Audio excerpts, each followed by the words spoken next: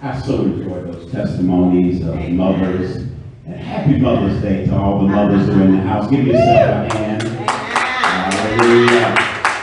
You turn your Bibles to Ephesians 6 and 2. Ephesians and 6 and 2. I want to read one scripture and share with you this morning what God has laid on Pastor's heart for the mothers of BNLA. Ephesians 6, 2. Ephesians 6 and 2, and we shall read it together. Ephesians 6 and 2. So if I tell them to say it 3 times, I have to do it also 3 times myself, right? Ephesians 6 and 2. Bible reads as follows. Let's read together. Honor thy mother, father, and mothers, which is the first commandment with promise. Father, we thank you for the reading of your word. And now while we're together, use your message and your word to encourage your moms, to bless them, Father. We ask in Jesus' name, and God's people say, amen and amen. May be seated in the presence of a living God. Mother's Day, a time of honor, a time of reverence, a time of being obedient, a time of just spending time and celebrating all what mothers have done in our lives. It is a day that's celebrated the second Sunday of May. They try to commercialize it. There is a portion of that, but we know what it is all about. We understand what it's all about. I want to speak to you about 3 mothers this morning as I have the time that we have. I want to just talk about 3 mothers and what we can learn from those 3 mothers. One is going to be Hannah, and one is going to be Mary, and one is going to be Respod, which you might not know about. But that's what I want to share with you. What we can learn and what we can glean out of those relationships with our moms. And moms all really have an impact on all of us, but this is a day of honoring mothers. Yes. And so I'm so proud of you The thing about mothers, they love their children, and they have an impact on their children. And the first thing that I want to say to you is going to come out of 1 Samuel 1:20 through 23. And the first point of our sermon this morning is mothers are the first one we develop a close bond with. Yeah. Mothers are the first ones that we develop a close bond with. Can somebody say amen? Amen. Hallelujah. And that bond remains throughout all of our lives, all the way ending up until the time that they go on to be with the Lord. And as you were sharing about your mothers, and I thought about Mother Helen, it just touched my heart. You say the cake lady, and Mother Brown, and her faithfulness and her love for the Lord. I had the opportunity to pastor them and to be with them and to participate in their funerals and their homegoings. And it had an impact on me. 1 Samuel 1:20, reading from the NIV, it says, "So in the course of time, Hannah became pregnant and gave birth to a son. She named him Samuel, saying, because I asked the Lord for him." I quite often use this scripture whenever I'm dedicating a child. When her husband Elkanah went up with all of his family to offer the annual sacrifice to the Lord and to fulfill his vows, Hannah did not go. She said to her husband, "After the boy is weaned, I will take him and present him before the Lord, and he will live there always." In other words, Lord, you gave him to me, I asked for him, and now I'm going to give him back to you. Do what seems best to you. Verse 23, her husband Elkanah told her, "Stay here until you have weaned him." Turn to a neighbor and say, "Wean him." Wean him. "Only may the Lord make good his word." So the woman stayed at home and nursed her son until she had weaned him. After he was weaned, she took the boy with her, young as he was, along with a 3-year-old bull and an ephah of flour and a skin of wine, and brought him to the house of the Lord at Shiloh. And so we want to talk about first about that bond that is developed between a mother and a child. A mother and a child. Hannah and this baby Samuel that the Lord had given her probably spent about 5 years together before she dropped them off to be with Eli. Eli was the one who mentioned that I see you here at the temple and your lips are moving, but you're not saying anything, so surely you are drunk with wine. And she said no, she was pleading out of her heart, "Lord, I want a child. Give me a child." And so God answered her prayer. When God gave her a child, she decided she was going to give him back. Now, no exact age is given, but this weaning process is mentioned 3 times in the 2 scriptures that we were looking in, and Samuel's youth is emphasized. So we know that he was young, and we know that the Hebrew women and the normal time that a person would wean a child is in their age is between 2 and 4 years old. Now, nowadays it might be a little quicker because mothers have to go back to work. So I just took the maximized time and said 5 years. In those 5 years that she spent with this boy, she bonded with this child. And it's the same thing with you and your mother. Those earlier days when no one else was around, you spent time with your mother and that bonding took place. In those 5 years that she had this child learned how to walk, Miss Ollie, and he learned how to whine. In these 5 years that she had this young child learned how to trust, and he learned how to talk.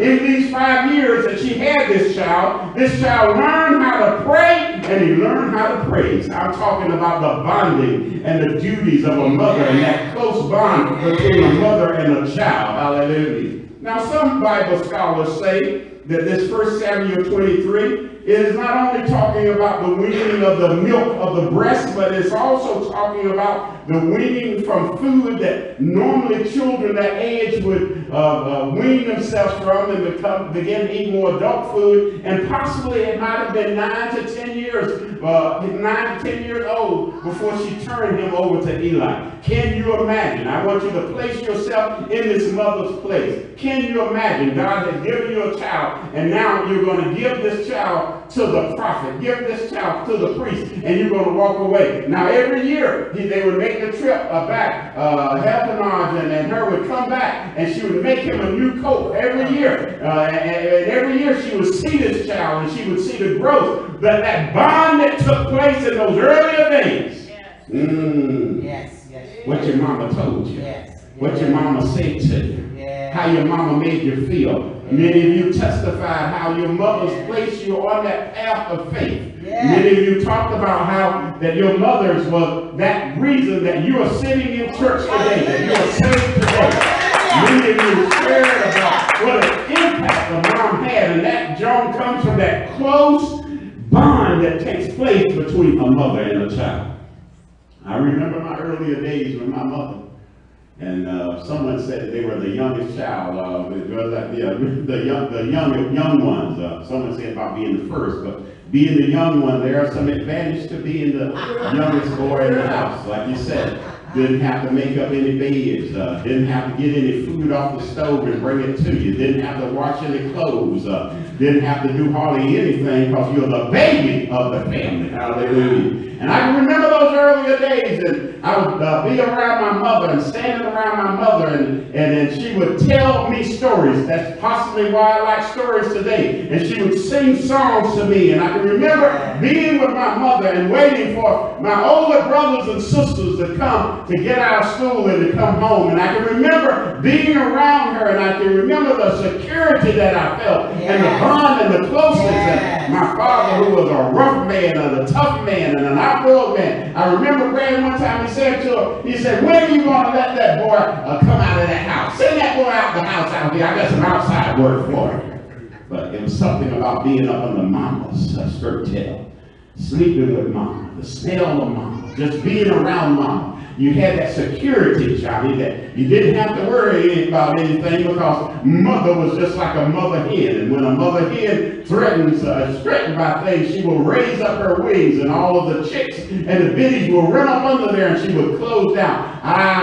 They are my children. And that's the way your mama feels about you, is that you're her children. You're closer, and that bond that you develop with your moms, it does not go away. I can remember my mama cooking in the kitchen. Maybe that's why I like to cook, and that's what relaxes me. Is I like to try things, and I like to create dishes, because I remember those earlier days and that bond with my mother. Most of the time we spent together. And then it doesn't hurt, Bender. And that probably developed the man side that everybody calls you a mama boy, and you had to defend yourself because they called you a mama's boy. What were your bonds with your mother? What was your bond with your mother? Walter, I remember your mama. What was your bond with your mother? What do you remember most about your mother? You shared it this morning as you stood and testified about what impact they had on you. Victoria, what impact your mom had on you. And that comes from a close bond. When you trust someone, Cassie, and you've been with someone, then you listen what they say, and you know that they're for you, and you know that they're your defender, then you have that bond with them, and you trust them. God, even at early age, is working with us to help us to develop bonds with someone. Hallelujah. And it is our mother. Here's the second thing I want to say to you about mothers. Not only do we have, that's the first person that we had the closest bond. Now, of course, Miss Olive, the Bible talks about, for this reason, a man shall leave his mom and dad, and he shall cleave his wife. So there is a season that they have to leave. And I was talking with some of the men about the fact of, and I said it to my son, I said, when you get 18, you're leaving here. I said, that you're going somewhere. I said, you're going in the army, you're getting a job, or you're going to college, but for sure, you leaving here. And people say, oh, it's the only child, and you and Miss Olive are going to have the empty nest syndrome. And I said, we're not going to have any kind of empty nest. In fact, it's going to go back to the way it was before he arrived, Johnny. Good times, hallelujah. Dinner with the two of us. Rides across the bridge, hallelujah. Wonderful times, hallelujah. You in there, you enjoy your time now.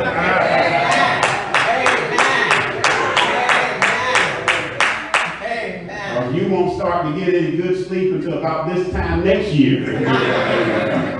All the mothers will say amen and all that. This will agree. Not only will mothers help us to develop close bonds, but here's the second thing that mothers will do for us.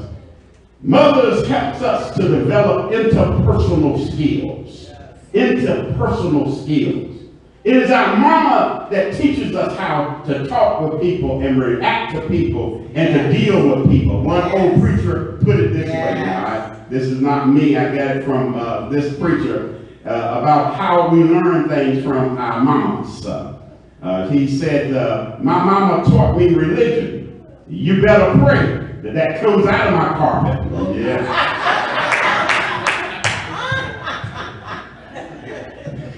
Say, my mama taught me logic because I said so. That's why. My mama taught me an irony. Keep crying, and I'll give you something to cry about. Amen, mama. She even taught me about the science of osmosis. Shut your mouth and eat your supper.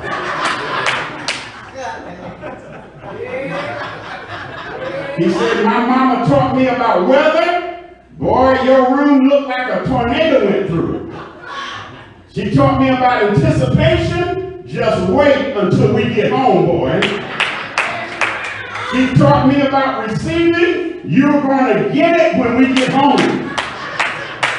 She taught me about genetics. I do declare you're just like your dad.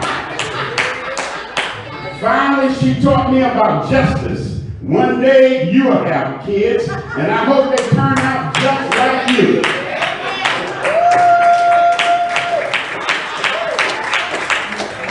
We're being funny, but really, so many of those things are true. And so many of those things have been said to us. And even harsher things, you know, about life. I brought you into this world, and I love you. So there are sayings that we understand that comes from mamas, and mamas say those things. They teach us a great deal about life, whether we realize it or not. So let's look at Mary, Luke 2:51-52. Speaking of Mary, after they had traveled a couple of days, Jesus was not with them, and they returned to the temple, and they found them there arguing with the scholars there in the temple, and they was amazed that he was there. And so Mary said, why have you treated us such? And he said, didn't you know I had to be about my Father's business? And then we pick it up in verse 51. It says, then he went down with them and came to Nazareth and was subject to them. But his mother kept all these things in her heart. And Jesus increased in wisdom and stature and in favor with God and man. Mothers care for us, not only physically, but also spiritually. Mary watched over her son. She watched him as he grew. She had that love for him. She was taking care of his spiritual needs, her physical needs, but also the spiritual needs. And no one was closer to Jesus than Mary. She helped him to grow in knowledge and to understand that the Spirit is moving. She guided his hands.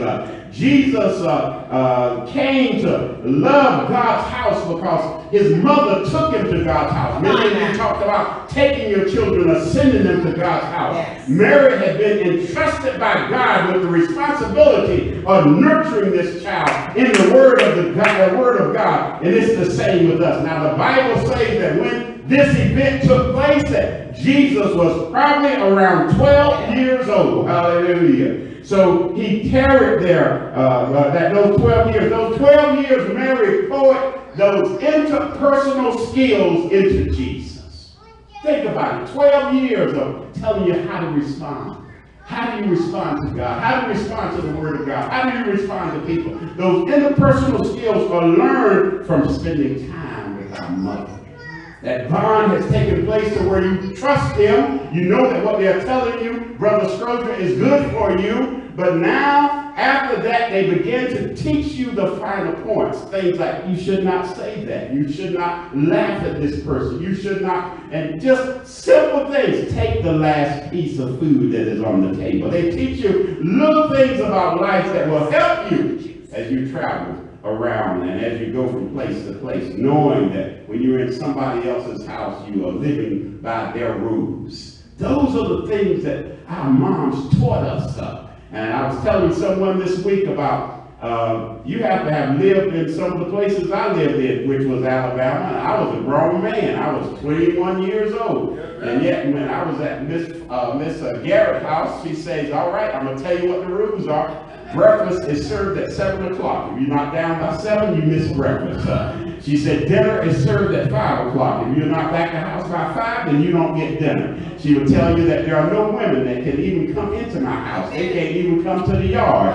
Mother Garrett said that you cannot touch the television. If you want the station changed, you come ask me. You cannot go into my kitchen and get you a drink of water. If you want water or anything out the refrigerator, Johnny, you ask me. I'm talking about rooms. She would tell us, close your drawers, because the dresser drawers, because they're using up too much air conditioning.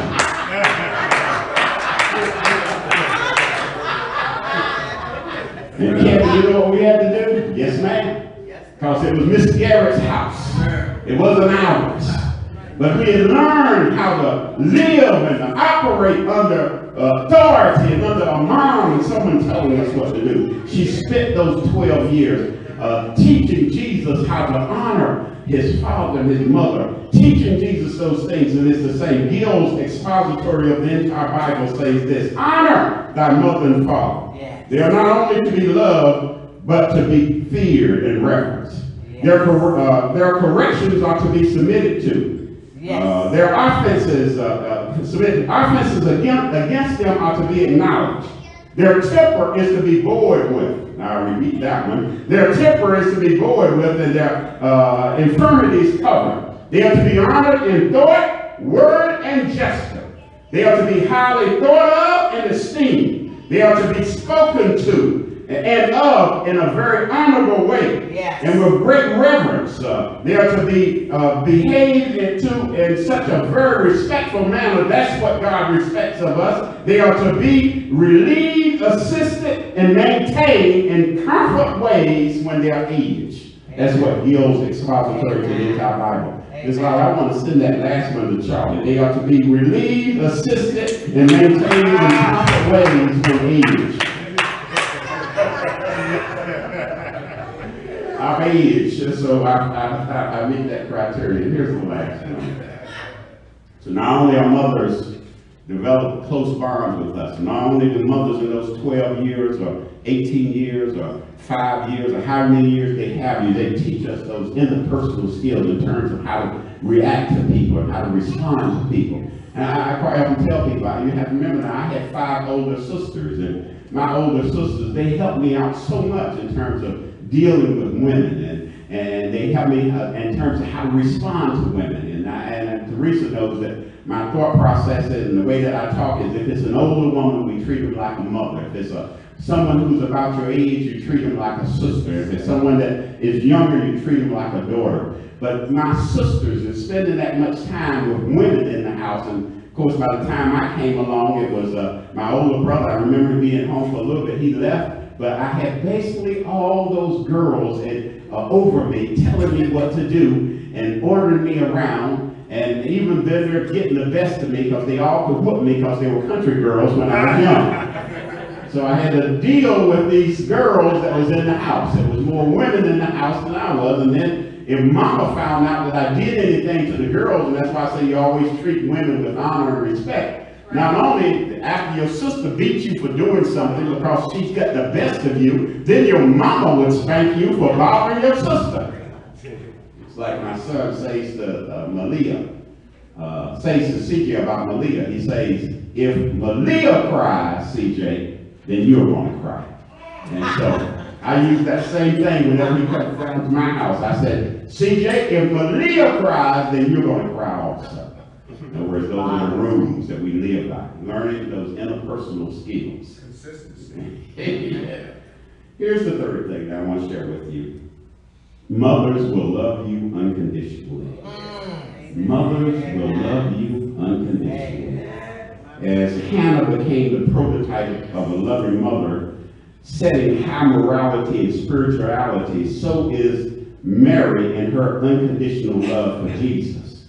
But it brings us to somebody that you don't see or hear too much about in the Bible. You'll find this in 2 Samuel 21, 10 and 11, and her name is Rizpah.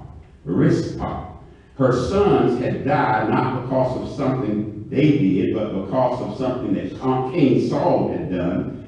They were hanged along with Saul's other 5 sons for Saul's sin against the Gibeonites.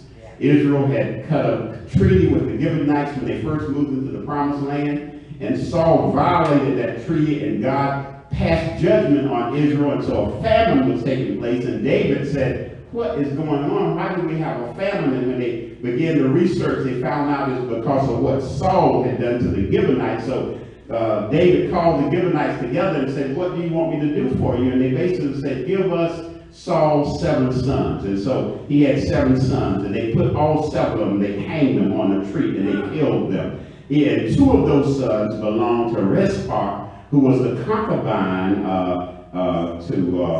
to Saul. And she saw her own sons taken out, and I'm talking about unconditional love. She couldn't do anything about what happened to them. She could only do this. After their bodies were hung, after lives were taken, she didn't want any further dishonor to take place. And so while the other 5 people, they were left alone, she stayed. She said, I'm going to stay right here. I'm going to watch over these dead bodies. I'm going to make sure that no further dishonor comes. So for 5 months, this mother stayed out there in the rain and in the heat and during the day and during the night. She would drive away the dogs and drive away the vultures. I'm talking about the love of a mother. And that's the thing about a mother. A mother will always love you no matter what. I don't care if you're in jail. I don't care if you have the death sentence. I don't care if you've been bad all your life. A mother will love you no matter what. Let's look at the scripture. 2 Samuel 21:10 through 11 says, and Rizpah, the daughter of Ai, took sackcloth and spread it out for herself on the rock.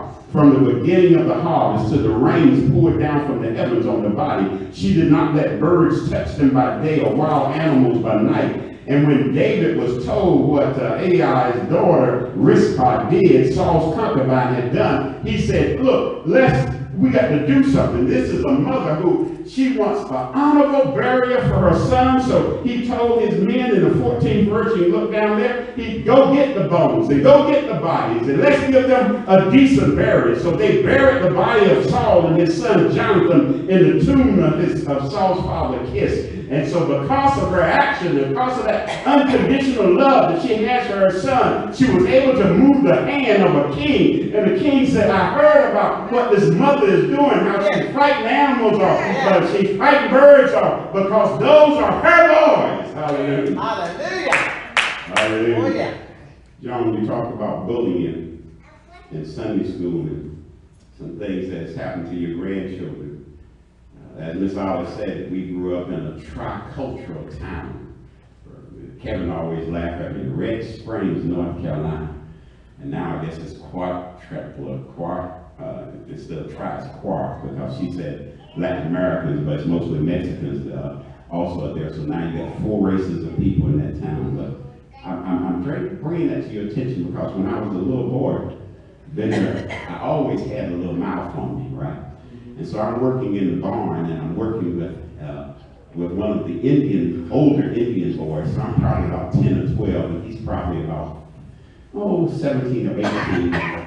He begins to make fun, Paul, they look for something about you to make fun. So he began to make fun about my teeth and my having gap teeth, and and you're making little comments about my teeth, like my tongue's in jail and stuff like that. And so he's making and that's funny. Go ahead, you can laugh. And so, but I got the best of him. I looked at him, and he had some ears that went out like this, and I began to talk about his ears, and I got on his ears that was like stoplights turned sideways, and I was just wearing him out. you know, and all the people there inside the barn began to laugh and to chuckle, and the more he would say something, Johnny, the more I would say something, and here you had this young boy getting the best of this older boy, and he began to get a little upset, and I could tell he had a bad reputation in that area. I won't generalize, but most of them are known for cutting people and burning down your houses. I'll just leave it at that. Most of the Indians in our area, that's the way they solve their problems. They either would cut you with a knife or they would burn down your house. So that was the way they would solve it. My mama saw that this was going on, not knowing, I didn't know the danger of it. In fact, I was happy, Sharon, because, hey, you started with me. You started talking about me, and now I got everybody in this room just rolling and laughing about how you look. And I could see him get red, and I could see him get upset. And my mama saw what was going on, and my mama said, hey, Bill, you come on out here. I'm going to take you from inside the barn and let you work outside the barn, and I'm going to go in the barn. And that's the thing about a mother. When they see that there's danger, they see that something is about to harm you, or someone is about to harm you. I'm talking about the unconditional love of a mama. Mama said, I go into the fire. I step into the furnace. You come on the outside, and I defend. And that's the heart of a mother. Hallelujah. Hallelujah. Mothers will love you regardless. Children in a family are like flowers. That's Patricia's coming. In a bouquet. There's always one determined to face in the opposite direction from the way that the ranger desires.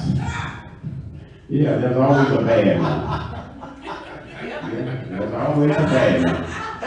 I saw those hands. Yes, I saw that. There's always, all the rest of them are good, and my brother is quiet and easy going. My sister is easy going and quiet and easy going, but there's always one that's bad, one that's facing the opposite direction. But yet, a mother will still love them. Yes. It will still love them. And every letter that my mother sent to me, she always ended by saying, I love you. I love you, and I'm praying for you. Of course, you guys touched on this morning. I said they're all in my sermon. There are women who do not have children, or who cannot have children.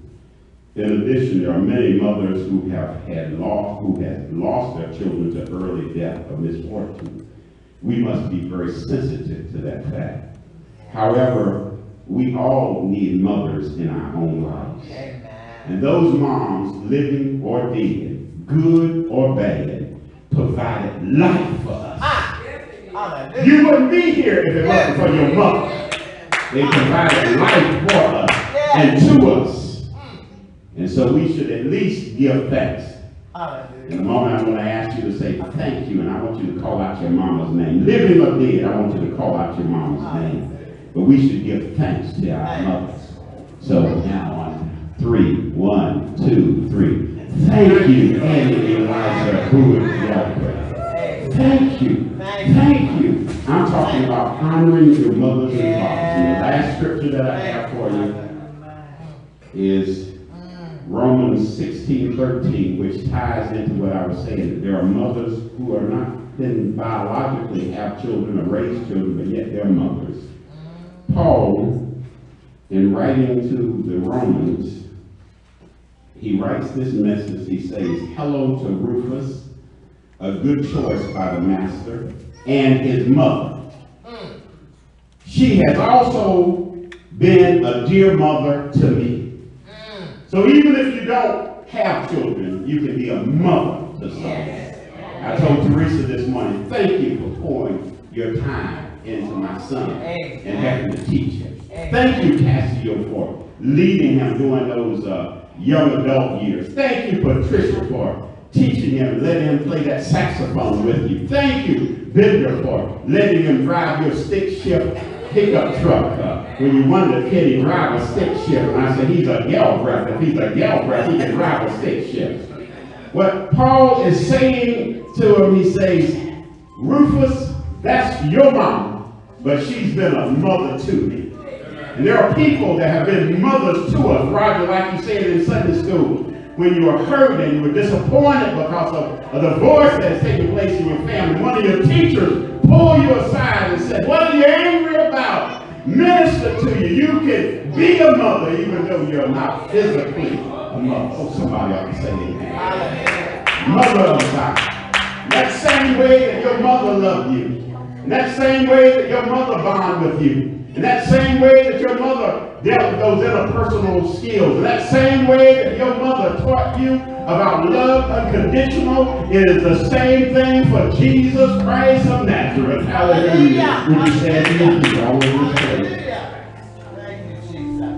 When you get saved, bond with him. Pick up the Bible, Princeton. Read Gospel of John and continue to read this book of love, and you'll find out about how much he loves you. And you'll bond with him. Come out of John and go into the books of Acts and see the wonderful miracles that take place after you bond with the Savior. And then continue to read the exciting story of the Bible to the gospel. That bonding, let that bonding take place when you get saved. And then let Jesus teach you about how to be a Christian, how to renew your mind, how to respond to your brothers and sisters in Christ, how to respond to people of the opposite sex. Let God teach you how to do those things. Hallelujah. And then lastly, understand that even though your mama loved you unconditionally, the agape love that Jesus had for you, your mama cannot compare to that. He was loving you when you were in your sins. The Bible said when you were in the honky tonks and you were dancing, when you were using his name in vain, when you were throwing down that Mad Dog 2020, when you were out there on the backwoods doing all that stuff. Yes, he loved you with the unconditional word. Love. Michelle, that isn't MD 2020, right? Mad Dog 2020. Been a long time. He'll deliver you from that stuff. He loved you when you weren't right with God. When you didn't know him, he loved you. And he kept calling out over the ages, I love you. He kept calling out to you in your sin, I love you. He kept calling out when you turned your back on him, I love you. He kept calling out when you missed him over and over again, I love you. He kept calling, and you come to a realization, Sean, that nobody can love you like Jesus. And you finally walk and say, I'm going to give in, and I'm going to give my heart.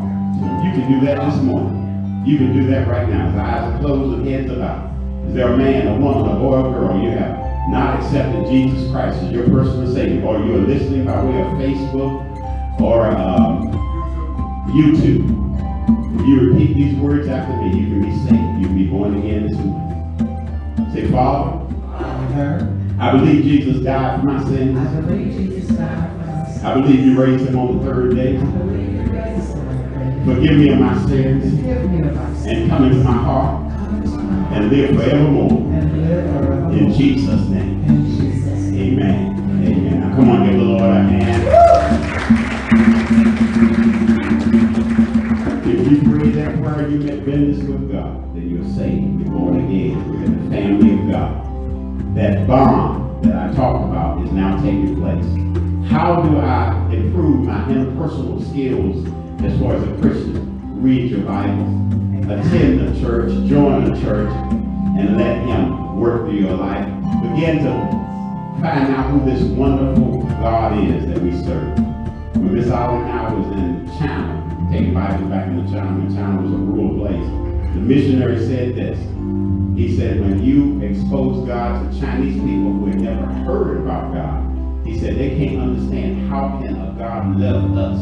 How can there be a being like this that loves us that much? He said they would be taken with the fact that somebody loves. It is the love of God that drew me to God. And you said that it was the love of God that could wipe away all of my past. I was in the office with Debbie. I was telling someone, and look, you can get a whole bunch, and thank God they didn't have YouTube and all of this stuff. Charlie, like Charlie was saying, prior to